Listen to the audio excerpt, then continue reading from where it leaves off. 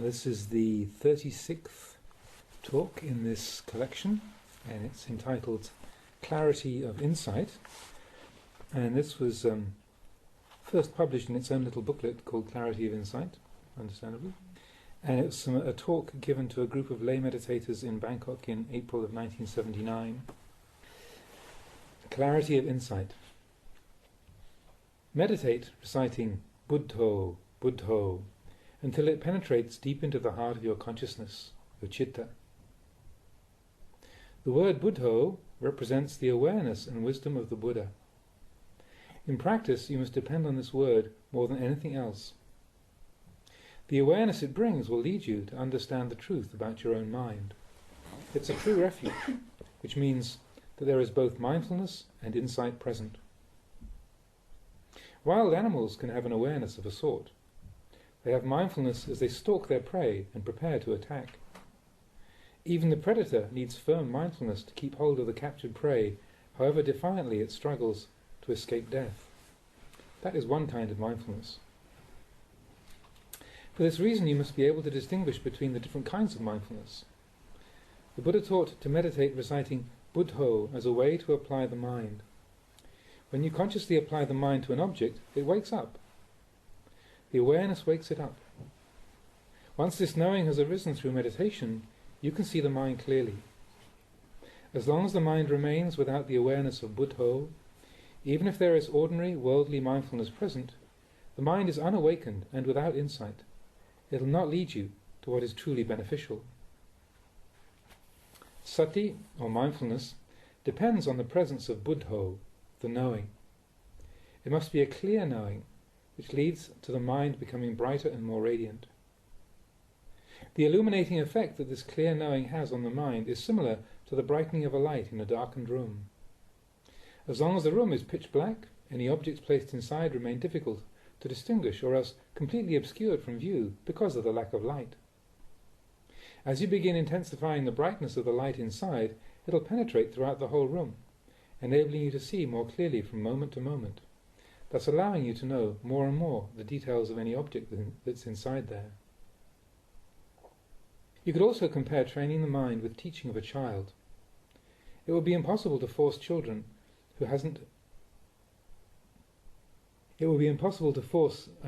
who hasn't still learned to speak to accumulate knowledge at an unnaturally fast rate that is beyond their capacity. You can't get too tough with them or try teaching them more language than they can take in at any one time, because the children would simply be unable to hold their attention long enough on what you were saying. Your mind is similar. Sometimes it's appropriate to give yourself some praise and encouragement. Sometimes it's more appropriate to be critical. It's like with children. If you scold them too often and are too intense in the way that you deal with them, they won't progress in the right way, even though they might be determined to do well. If you force them too much, the child will be adversely affected, because they'll still lack knowledge, and experience as a result will naturally lose track of the right way to go. If you do that with your own mind, it isn't samma patipada, or the way of practice that leads to enlightenment. Patipada, or practice, refers to the training and guidance of body, speech and mind. Here, I'm specifically referring to the training of the mind. The Buddha taught that training the mind involves knowing how to teach yourself and go against the grain of your desires. You have to use different skillful means to teach your mind because it constantly gets caught into moods and depression and elation. It gets caught into moods of depression and elation. This is the nature of the unenlightened mind. It's just like a child.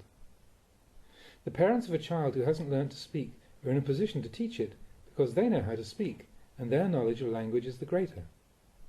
The parents are constantly in a position to see where their child is lacking in its understanding, because they know more. Training the mind is like this. When you have the awareness of Buddho, the mind is wiser and has a more refined level of knowing than normal. This awareness allows you to see the conditions of the mind and to see the mind itself.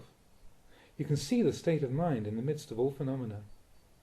This being so, you're naturally able to employ skillful techniques for training the mind. Whether you're caught into doubt or any of the other defilements, you see it as a mental phenomenon that arises in the mind and must be investigated and dealt with in the mind. That awareness which we call Buddho is like the parents of the child.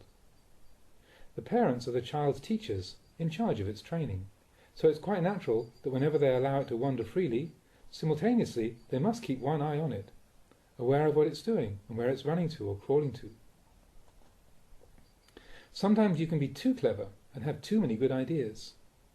In the case of teaching children, you might think so much about what is best for them that you could reach the point where more methods you think up for teaching them, the further away they move from the goals that you want them to achieve. The more you try and teach them, the more distant they become, until they actually start to go astray and fail to develop in the proper way. In training the mind, it's crucial to overcome skeptical doubt. Doubt and uncertainty are powerful obstacles that must be dealt with. Investigation of the three fetters of personality view, sakkaya ditthi, blind attachment to rules and practices, silapata paramasa, and skeptical doubt, vicikicca, is the way out of attachment practiced by the noble ones, the Arya Pugala. But at first you just understand these defilements from the books. You still lack insight into how things truly are. Investigating personality view is the way to go beyond the delusion that identifies the body as a self. This includes attachment to your own body as a self, or attaching to other people's bodies as solid selves. Sakkaya ditthi, or personality view, refers to this thing you call yourself. It means attachment to the view that the body is a self. You must investigate this view until you gain a new understanding and can see the truth that attachment to the body is defilement, and it obstructs the minds of all human beings from gaining insight into the Dhamma. For this reason, before anything else, the preceptor will instruct each new candidate for bhikkhu ordination to investigate the 5 meditation objects: hair of the head, kesa, hair of the body, loma, nails, nakha, teeth, dandha, and skin, tacho. It's through the contemplation and investigation that you develop insight into personality view. These objects form the most immediate basis for the attachment that creates the delusion of personality view. Contemplating them leads to the direct examination of personality view and provides the means by which each generation of men and women who take up the instructions of the preceptor upon entering the community can actually transcend personality view. But in the beginning you remain deluded, without insight, and hence are unable to penetrate personality view and see the truth of the way things are. You fail to see the truth because you still have a firm and unyielding attachment. It's this attachment that sustains the delusion. The Buddha taught to transcend delusion. The way to transcend it is through clearly seeing the body for what it is. With penetrating insight, you must see that the true nature of both your own body and other people's is essentially the same. There's no fundamental difference between people's bodies. The body is just the body. It's not a being, a self, yours or theirs. This clear insight into the true nature of the body is called kayanupassana. A body exists. You label it and give it a name. Then you attach and cling to it with the view that it is your body, or his or her body. You attach to the view that the body is permanent, and that it's something clean and pleasant. This attachment goes deep into the mind. This is the way that the mind clings to the body. Personality view means that you're still caught in doubt and uncertainty about the body. Your insight hasn't fully penetrated the delusion that sees the body as a self. As long as the delusion remains, you call the body a self, or atta, and interpret your entire experience from this viewpoint, that there's a solid, enduring entity which you call the self. You're so completely attached to the conventional way of viewing the body as a self that there's no apparent way of seeing beyond it. But clear understanding according to the truth of the way things are means that you see the body as just that much. The body is just the body. With insight you see the body as just that much, and this wisdom counteracts the delusion of the sense of self. This insight that sees the body as just that much leads to the destruction of attachment, upadana, through the gradual uprooting and letting go of delusion. Practice contemplating the body as being just that much, until it's quite natural to think to yourself, oh, the body is merely the body, it's just that much. Once this way of reflection is established, as soon as you say to yourself, it's just that much, the mind lets go. There's letting go of attachment to the body. There is the insight that sees the body as merely the body. By sustaining the sense of detachment through the continuous seeing of the body as merely the body, all doubt and uncertainty are gradually uprooted. As you investigate the body, the more clearly you see it as just the body, rather than a person, a being, a me or a them, the more powerful the effect on the mind, resulting in the simultaneous removal of doubt and uncertainty. Blind attachment to rules and practices, silapata paramasa, which manifests in the mind as blindly fumbling and feeling around through a lack of clarity as to the real purpose of practice, is abandoned simultaneously because it arises in conjunction with personality view. You can say that the three fetters of doubt, blind attachment to rites and practices, and personality view are inseparable and even similars for each other. Once you've seen this relationship clearly, when one of the three fetters, such as doubt for instance, it arises and you're able to let it go through the cultivation of insight, the other two fetters are automatically abandoned at the same time. They're extinguished together. Simultaneously, you let go of personality view and the blind attachment that's causing a fumbling and fuzziness of intention over different practices. You see them as each one part of your overall attachment to the sense of self, which is to be abandoned. You must repeatedly investigate the body and break it down into its component parts. As you see each part as it truly is, the perception of the body being a solid entity or self is gradually eroded away. You have to keep putting continuous effort into this investigation of the truth and can't let up. A further aspect of mental development that leads to clearer and deeper insight is meditating on an object to calm the mind down. The calm mind is the mind that is firm and stable in samadhi. This can be kanika samadhi, momentary concentration, upachara samadhi, neighborhood concentration, or appana samadhi, absorption. The level of concentration is determined by the refinement of consciousness from moment to moment as you train the mind to maintain awareness on a meditation object. In kanika samadhi, momentary concentration, the mind unifies for just a short space of time. It calms down in samadhi, but having gathered together momentarily, immediately it withdraws from that peaceful state. As concentration becomes more refined in the course of meditation, many similar characteristics of the tranquil mind are experienced at each level.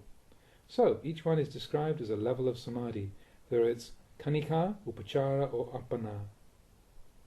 At each level, the mind is calm, but the depth of the samadhi varies, and the nature of the peaceful mental state experienced differs. On one level, the mind is still subject to movement and can wander, but moves around within the confines of the concentrated state. It doesn't get caught in activity that leads to agitation and distraction. Your awareness might follow a wholesome mental object for a while, before returning to settle down at a point of stillness where it remains for a period. You could compare the experience of kanika samadhi with a physical activity like taking a walk somewhere. You might walk for a period before stopping for a rest, and, having rested, start walking again until it's time to stop for another rest. Even though you interrupt the journey periodically to stop walking and take rests, each time remaining completely still, it's only ever a temporary stillness of the body.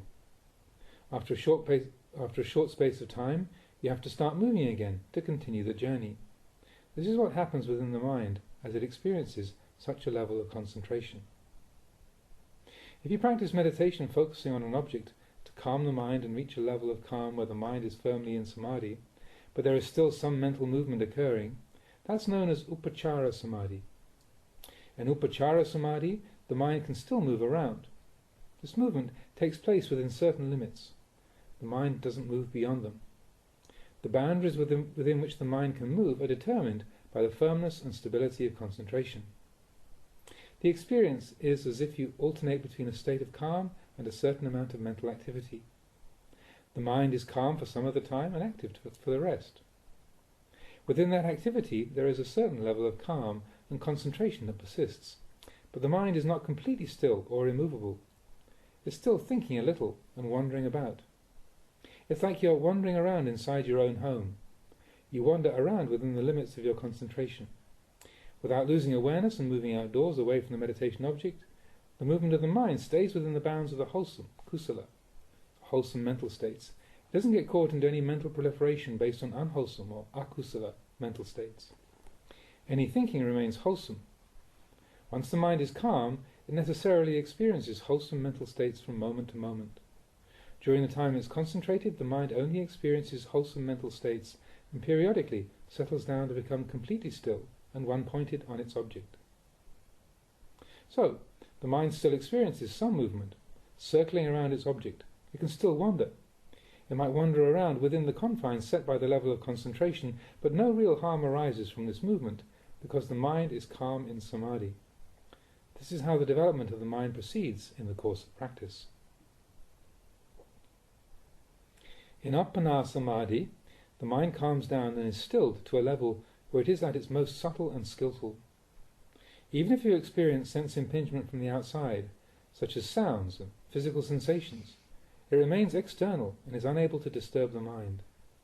You might hear a sound, but it won't distract your concentration. There is the hearing of the sound, but the experience is as if you don't hear anything. There is awareness of the impingement, but it's as if you're not aware. This is because you let go. The mind lets go automatically. Concentration is so deep and firm that you let go of attachment to sense impingement quite naturally. The mind can absorb into this state for long periods. Having stayed inside for an appropriate amount of time, it then withdraws. Sometimes, as you withdraw from such a deep level of concentration, a mental image of some aspect of your own body can appear. It might be a mental image displaying an aspect of the unattractive nature of your body that arises into consciousness. As the mind withdraws from the refined state, the image of the body appears to emerge and expand from within the mind. Any aspect of the body could come up as a mental image and fill up the mind's eye at that point. Images that come up in this way are extremely clear and unmistakable. You have to have genuinely experienced very deep tranquility for them to arise. You see them absolutely clearly, even though your eyes are closed. If you open your eyes, you can't see them, but with eyes shut and the mind absorbed in samadhi, you can see such images as clearly as if viewing the object with your eyes wide open. You can even experience a whole train of consciousness, where from moment to moment the mind's awareness is fixed on images expressing the unattractive nature of the body. The appearance of such images in a calm mind can become the basis for insight into the impermanent nature of the body, as well as into its unattractive, unclean and unpleasant nature, or into the complete lack of any real self or essence within it. When these kinds of special knowledge arise, they provide the basis for skillful investigation and the development of insight. You bring this kind of insight right inside your own heart. As you do this more and more, it becomes the cause for insight knowledge to arise by itself. Sometimes when you turn your attention to reflecting on the subject of asubha, or unattractiveness of the body, images of different unattractive aspects of the body can manifest in the mind automatically.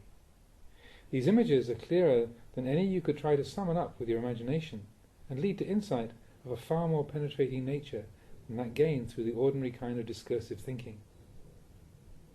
This kind of clear insight has such a striking impact that the activity of the mind is brought to a stop, followed by the experience of a deep sense of dispassion. The reason it's so clear and piercing is that it originates from a completely peaceful mind. Investigating from within a state of calm leads you to clearer and clearer insight, the mind becoming more peaceful as it is increasingly absorbed in the contemplation. The clearer and more conclusive the insight, the deeper inside the mind penetrates with its investigation, constantly supported by the calm of samadhi. This is what the practice of kammatthana involves. Continuous investigation in this way helps you to repeatedly let go of, and ultimately destroy, attachment to personality view. It brings an end to all remaining doubt and uncertainty about this heap of flesh we call the body, and the letting go of blind attachment to rules and practices. Even in the event of serious illness, tropical fevers or different health problems that normally have a strong physical impact and shake the body up, your samadhi and insight remains firm and imperturbable. Your understanding and insight allows you to make a clear distinction between mind and body. The mind is one phenomenon, the body another. Once you see body and mind as completely and indisputably separate from each other, it means that the practice of insight has brought you to the point where your mind sees for certain the true nature of the body. Seeing the way the body truly is, clearly and beyond doubt from within, clearly and beyond doubt from within the calm of samadhi, leads to the mind experiencing a strong sense of weariness and turning away, nibbida.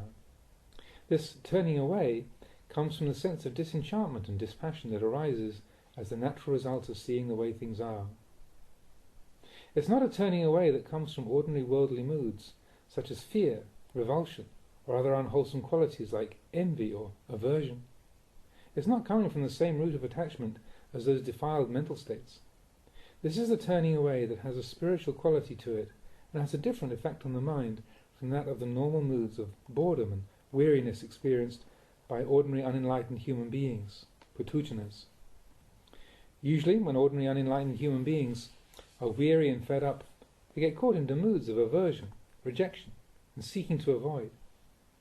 The experience of insight is not the same. The sense of world weariness that grows with insight, however, leads to detachment, turning away, and aloofness that comes naturally from investigating and seeing the truth of the way things are. It's free from attachment to a sense of self that attempts to control and force things to go according to its desires. Rather, you let go with an acceptance of the way things are. The clarity of insight is so strong that you no longer experience any sense of a self that has to struggle against the flow of its desires or endure through attachment. The three fetters of personality view, doubt, and blind attachment to rules and practices that are normally present underlying the way you view the world can't delude you or cause you to make any serious mistakes in practice. This is the very beginning of the path, the first clear insight into ultimate truth. It paves the way for further insight. You could describe it as penetrating the Four Noble Truths. The Four Noble Truths are things to be realized through insight. Every monk and nun who's ever realized them has experienced such insight into the truth of the way things are. You know suffering, you know the cause of suffering, you know the cessation of suffering, and you know the path leading to the cessation of suffering. Understanding of each noble truth emerges at the same place within the mind. They come together and harmonize as the factors of the Noble Eightfold Path, and the Buddha taught that they are to be realized within the mind. As the path factors converge in the center of the mind, they cut through any doubts and uncertainty you still have concerning the way of practice. During the course of practicing, it's normal that you experience the different conditions of the mind. You constantly experience desires to do this and that, or go to different places, as well as the different moods of mental pain, frustration, or else indulgence in pleasure-seeking. All of these are just the fruits of past karma. All this resultant karma swells up inside the mind and puffs it out. However, it is the product of past actions. Knowing that it is all stuff coming up from the past, you don't allow yourself to make anything new or extra out of it. You observe and reflect on the arising and cessation of conditions. That which has not yet arisen is still unarisen. This word, arise, refers to upadana, or the mind's firm attachment and clinging. Over time your mind has been exposed and conditioned by craving and defilement, and the mental conditions and characteristics you experience reflect that. Having developed insight, your mind no longer follows those old habit patterns that were fashioned by defilement. A separation occurs between the mind and those defiled ways of thinking and reacting. The mind separates from the defilements. You can compare this with the effect of putting oil and water together in a bottle. Each liquid has a very different density, so that it doesn't matter whether you keep them in the same bottle or in separate ones, because the difference in their density prevents the liquids from mixing together or permeating into each other. The oil doesn't mix with the water and vice versa. They remain in separate parts of the bottle.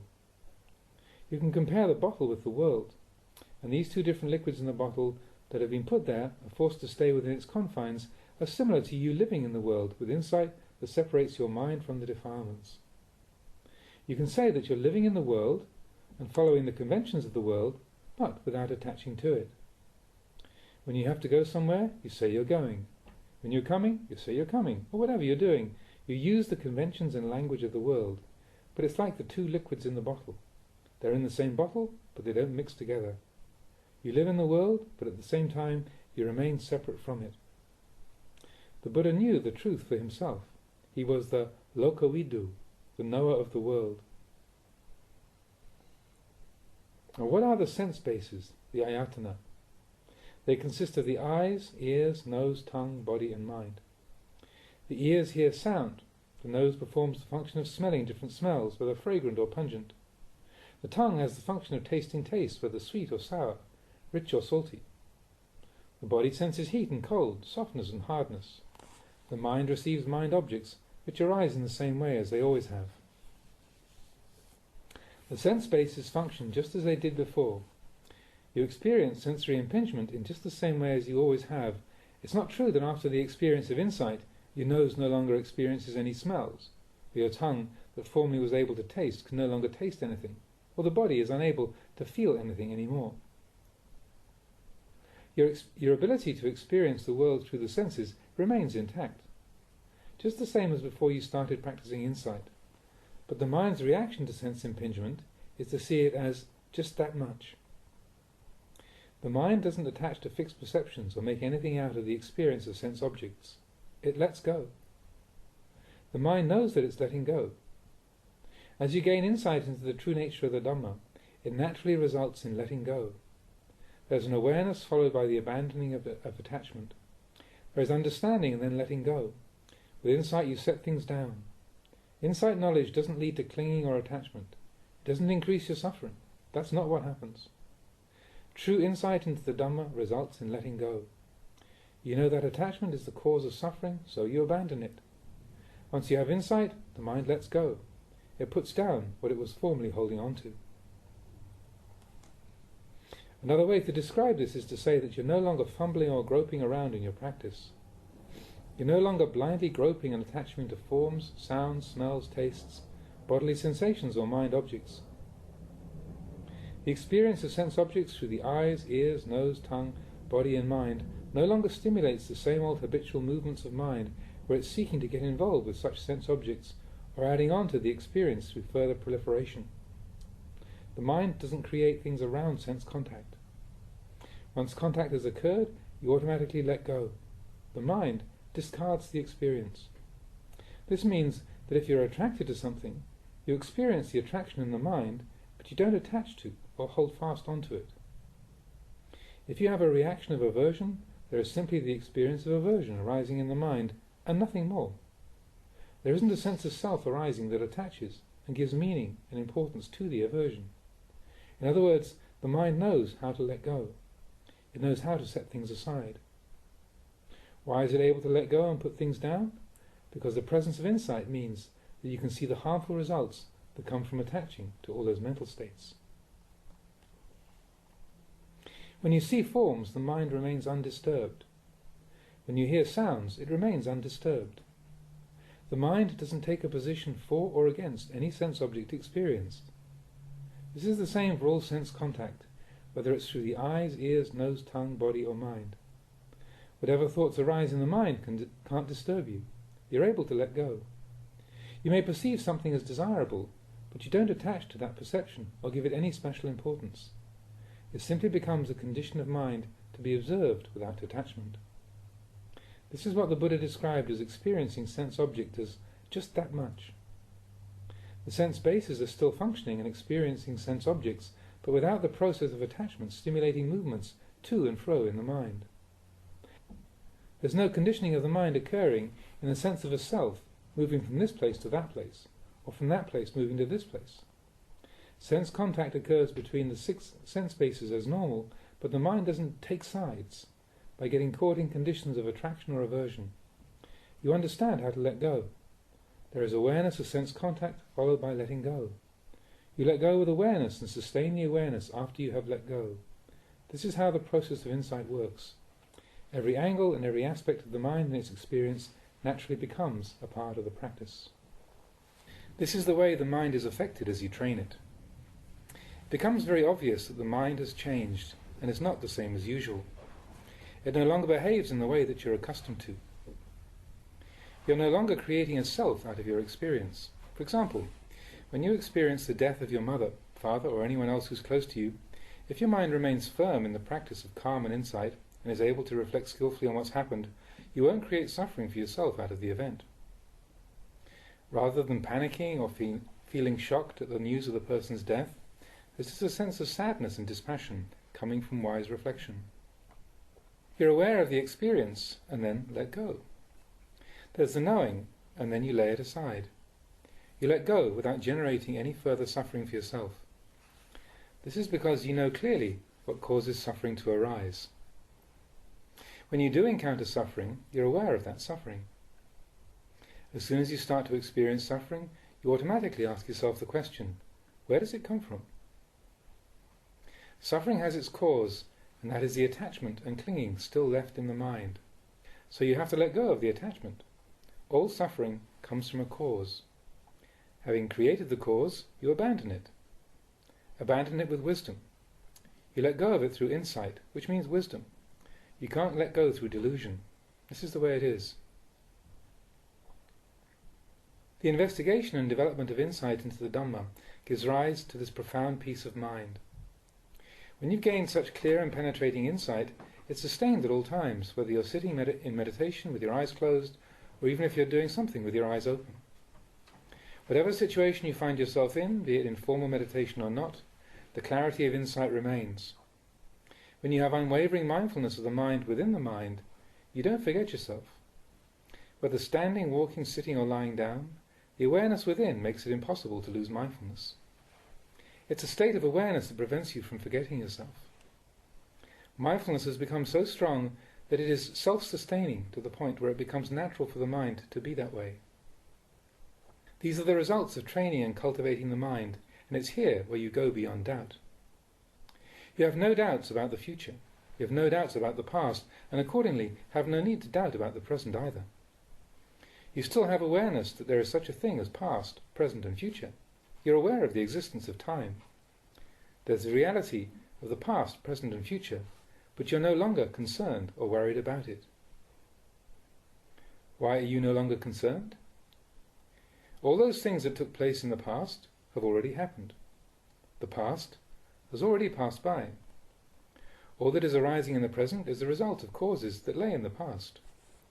An obvious example of this is to say that if you don't feel hungry now, it's because you've already eaten at some time in the past. The lack of hunger in the present is the result of actions performed in the past. If you know your experience in the present, you can know the past. Eating a meal was the cause from the past that resulted in you feeling at ease or energetic in the present. And this provides the cause for you to be active and work in the future. So the present is providing causes that will bring results in the future. The past, present and future can thus be seen as one and the same. The Buddha called it Eko Dhammo, the unity of the Dhamma. It isn't many different things. There's just this much. When you see the present, you see the future. By understanding the present, you understand the past. Past, present and future make up a chain of continuous cause and effect, and hence are constantly flowing on from one to the other. There are causes from the past that produce results in the present, and these are already producing causes for the future. The process of cause and result applies to practice in the same way. You experience the fruits of having trained the mind in samadhi and insight, and these necessarily make the mind wiser and more skillful. The mind completely transcends doubt. You're no longer uncertain or speculating about anything. The lack of doubt means you no longer fumble around or have to feel your way through the practice. As a result, you live and act in accordance with nature. You live in the world in the most natural way. That means living in the world peacefully. You're able to find peace even in the midst of that which is unpeaceful. You're fully able to live in the world. You're able to live in the world without creating any problems. The Buddha lived in the world and was able to find true peace of mind within the world. As practitioners of the Dhamma, you must learn to do the same. Don't get lost in and attached to perceptions about things being this way or that way. Don't attach or give undue importance to any perceptions that are still deluded. Whenever the mind becomes stirred up, investigate, contemplate the cause. When you aren't making any suffering for yourself out of things, you're at ease. When there are no issues causing mental agitation, you remain equanimous. That is, you continue to practice normally with a mental equanimity maintained by the presence of mindfulness and an all-round awareness. You keep a sense of self-control and equilibrium. If any matter arises and prevails upon the mind, you immediately take hold of it for thorough investigation and contemplation. If there's clear insight at that moment, you penetrate the matter with wisdom and prevent it creating any suffering in the mind. If there is not yet clear insight, you let the matter go temporarily through the practice of samatha meditation and don't allow the mind to attach. At some point in the future, your insight will certainly be strong enough to penetrate it, because sooner or later you'll develop insight powerful enough to comprehend everything that still causes attachment and suffering. Ultimately, the mind has to make a great effort to struggle with and overcome the reactions to stimulations by every kind of sense object and mental state that you experience. It must work hard with every single object that contacts it. All the 6 internal sense bases and their external objects converge on the mind. By focusing awareness on the mind alone, you gain understanding and insight into the eyes, ears, nose, tongue, body, mind, and all their objects. The mind is there already, so the important thing is to investigate right at the center of the mind. The further you go investigating the mind itself, the clearer and more profound is the insight that emerges. This is something I emphasize when teaching, because understanding this point is crucial to the practice. Normally, when you experience sense contact and receive impingement from different objects, the mind is just wanting to react with attraction or aversion. This is what happens with the unenlightened mind. It's ready to get caught in good moods because of one kind of stimulation, or bad moods because of another kind. Here you examine the mind with firm and unwavering attention. As you experience different objects through the senses, you don't let it feed mental proliferation. You don't get caught in a lot of defiled thinking. You are already practicing vipassana and depending on insight wisdom to investigate all sense objects. The mode of vipassana meditation is what develops wisdom. Training with the different objects of samatha meditation, whether it's the recitation of a word such as Buddho, Dhammo, Sangho, or the practice of mindfulness with the breathing, results in the mind experiencing the calm and firmness of samadhi. In samatha meditation, you focus awareness on a single object and let go of all others temporarily. Vipassana meditation is similar because you use the reflection, don't believe it, as you make contact with sense objects. Practicing vipassana, you don't let any sense object delude you. You're aware of each sense object as soon as it converges in on the mind, whether it's experienced with the eyes, ears, nose, tongue, body, or mind, and you use this reflection, don't believe it, almost like a verbal meditation object to be repeated over and over again. Every object immediately becomes a source of insight. You use the mind that is firm in samadhi to investigate each object's impermanent nature. At each moment of sense contact, you bring up the reflection, it's not certain, or this is impermanent. If you're caught in delusion and believe that the object experienced If you're caught in delusion and believe in the object experienced, you suffer, because all these dhammas, phenomena, are not self, anatta. If you attach to anything that's non-self and misperceive it as self, it automatically becomes a cause for pain and distress. This is because you attach to mistaken perceptions. Repeatedly examine the truth over and over again until you understand clearly that all these sense objects lack any true self. They do not belong to any real self. Why then do you misunderstand and attach to them as being a self or belonging to a self? This is where you must put forth effort to keep reflecting on the truth. They aren't truly you. They don't belong to you. Why do you misunderstand them as being a self? None of these sense objects can be considered as you in any ultimate sense. So, why do they delude you into seeing them as a self? In truth, there's no way it could possibly be like that. All sense objects are impermanent. So, why do you see them as permanent? It's incredible how they delude you. The body is inherently unattractive. So, how can you possibly attach to the view that it's something attractive? These ultimate truths, the unattractiveness of the body and the impermanence and lack of self in all formations, become obvious with investigation. Finally, you see that this thing we call the world is actually a delusion created out of these wrong views. As you use insight meditation to investigate the 3 characteristics and penetrate the true nature of phenomena, it's not necessary to do anything special. There's no need to go to extremes. Don't make it difficult for yourself. Focus your awareness directly, as if you're sitting down receiving guests who are entering into a reception room. In your reception room, there is only one chair. So the different guests that come into the room to meet you are unable to sit down because you are already sitting in the only chair available. If a visitor enters the room, you know who they are straight away. Even if 2 or 3 or many visitors come into the room, you instantly know who they are because they have nowhere to sit down. You occupy the only seat available, so every single visitor who comes in is quite obvious to you and unable to stay for very long. You can observe all the visitors at your ease because they don't have anywhere to sit down. You fix awareness on investigating the 3 characteristics of impermanence, suffering and non-self, and hold your attention on this contemplation, not sending it anywhere else. Insight into the transient, unsatisfactory and selfless nature of all phenomena steadily grows clearer and more comprehensive. Your understanding grows more profound. Such clarity of insight leads to a peace that penetrates deeper into your heart than any you might experience from the practice of tranquility, samatha meditation. It's the clarity and completeness of this insight into the way things are that has a purifying effect on the mind. Wisdom arising as a deep and crystal clear insight acts as the agent of purification. Through repeated examination and contemplation of the truth, over time, your views change, and what you once mistakenly perceived as attractive gradually loses its appeal as the truth of its unattractive nature becomes apparent. You investigate phenomena to see if they really are permanent or of a transient nature.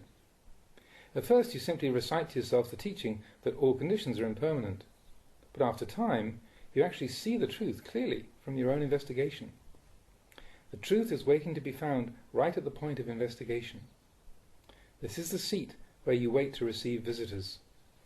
There is nowhere else you could go to develop insight. You must remain seated on this one spot, the only chair in the room. As visitors enter your reception room, it's easy to observe their appearance and the way they behave, because they are unable to sit down. Inevitably, you get to know all about them. In other words, you arrive at a clear and distinct understanding of the impermanent, unsatisfactory, and selfless nature of all these phenomena, and this insight has become so indisputable and firm in your mind that it puts an end to any remaining uncertainty about the true nature of things. You know for certain that there is no other possible way of viewing experience. This is the realization of the Dhamma at the most profound level.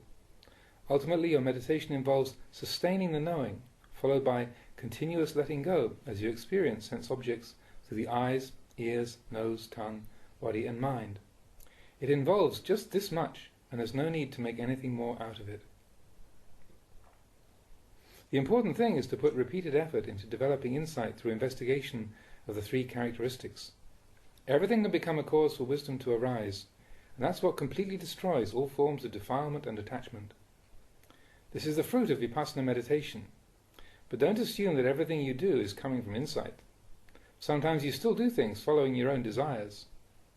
If you're still practicing following your desires, then you'll only put effort in on the days when you're feeling energetic and inspired, and you won't do any meditation on the days when you're feeling lazy. That's called practicing under the influence of the defilements. It means you don't have any real power over your mind and just follow your desires. When your mind is in line with the Dhamma, there's no one who is diligent and there's no one who's lazy. It's a matter of how the mind is conditioned.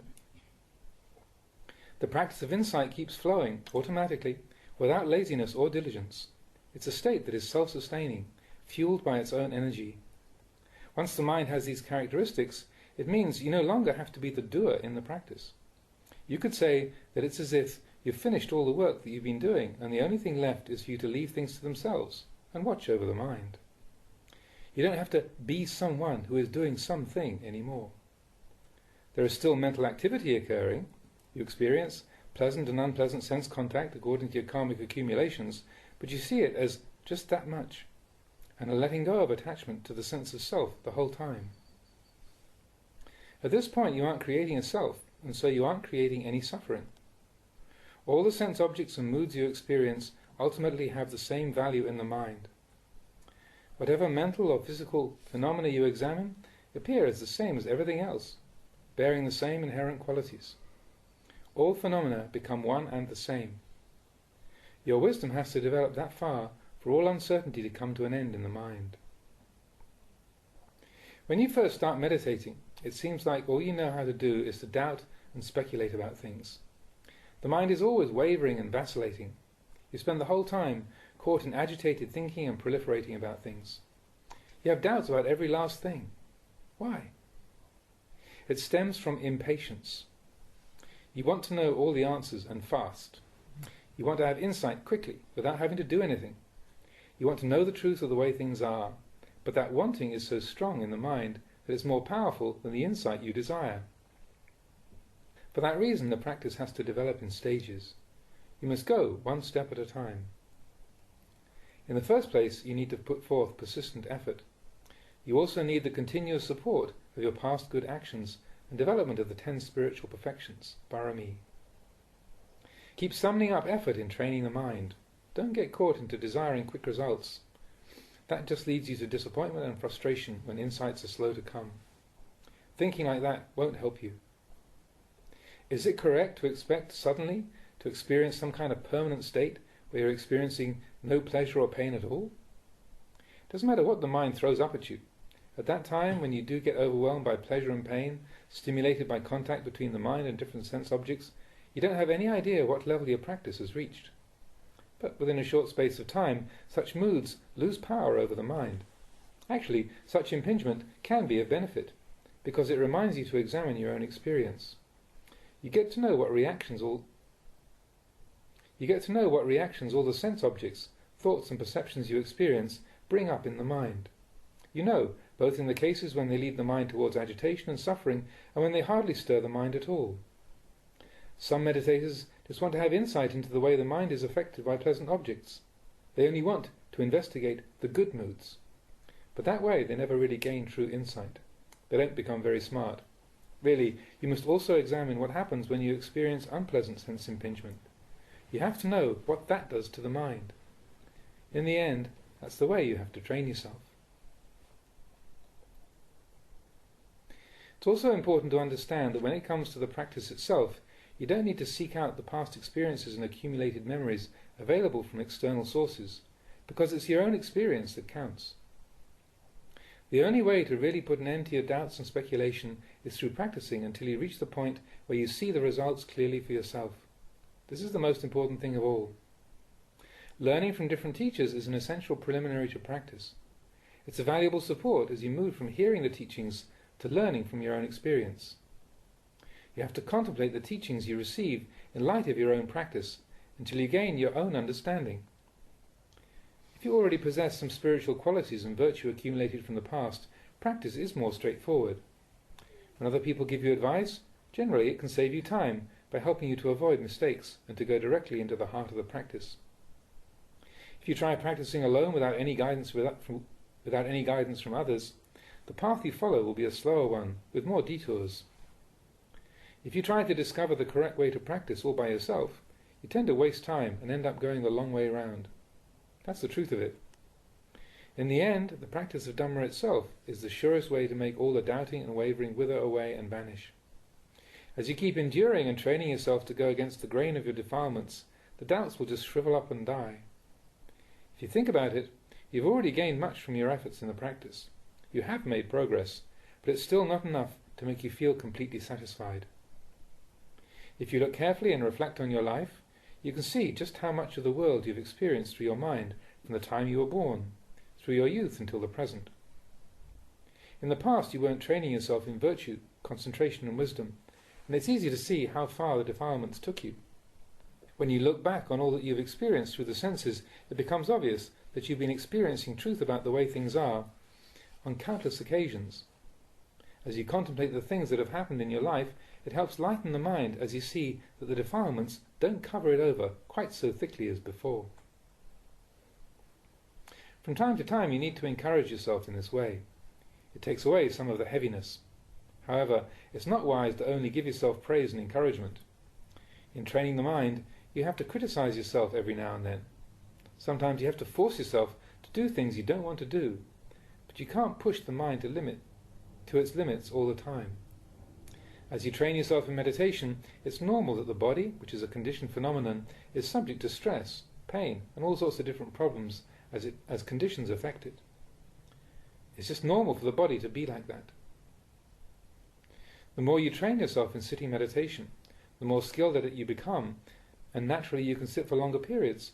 At first you might only be able to manage 5 minutes before you have to get up, but as you practice more, the length of time you can sit comfortably increases from 10 to 20 minutes. Till the end you can sit for a whole hour without having to get up. Then other people look at you and praise you for being able to sit for so long, but at the same time you might feel within yourself that you can't sit still for very long at all. This is the way the desire for results can affect you in the course of meditation. Another important aspect of the training is to sustain the practice of mindfulness evenly in all the 4 postures of standing, walking, sitting and lying down. Be careful not to mistakenly think that you're only really practicing when sitting in the formal meditation posture. Don't see it as the only posture for cultivating mindfulness. That's a mistake. It's quite possible that calm and insight might not even arise during the course of formal sitting meditation. It's only feasible to sit for so many hours and minutes in one day, but you have to train yourself in mindfulness constantly as you change from posture to posture, developing a continuous awareness. Whenever you lose awareness, re-establish it as soon as possible to try and keep as much continuity as you can. This is the way to make fast progress. Insight comes quickly. It's the way to become wise. That means wise in understanding sense objects and how they affect the mind. You use this wisdom to know your moods and to train the mind in letting go. This is how you should understand the way to cultivate the mind. Even as you lie down to sleep, you have to fix attention on the in and out breaths until the moment you fall asleep, and continue on as soon as you wake up. That way there is only a short period when you are in deep sleep that you're not practicing awareness. You have to throw all your energy into training yourself. Once you've developed awareness, the longer you train yourself, the more wakefulness the mind experiences until you reach a point where you don't seem to sleep at all. Only the body sleeps and the mind remains aware. The mind remains awake and vigilant even as the body sleeps. You remain with the knowing throughout. As soon as you awake, mindfulness is right there from the first moment, and the mind leaves the sleeping state and immediately takes hold of a fresh object. You're attentive and watchful. Sleeping is really a function of the body. It involves resting the body. The body takes the rest it needs, but there is still the knowing present, watching over the mind. Awareness is sustained both throughout the day and the night. So, even though you lie down and go to sleep, it's as if the mind doesn't sleep. But you don't feel tired out and hungry for more sleep. You remain alert and attentive. It's for this reason that you hardly dream at all when you're practicing in earnest.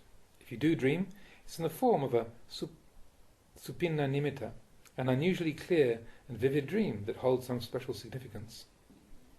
Generally, however, you experience very few dreams. As you watch over the mind, it's as if there are no causes left for the mental proliferation that fuels dreams. You remain in a state where you aren't caught in delusion. You sustain mindfulness with awareness present deep inside the mind.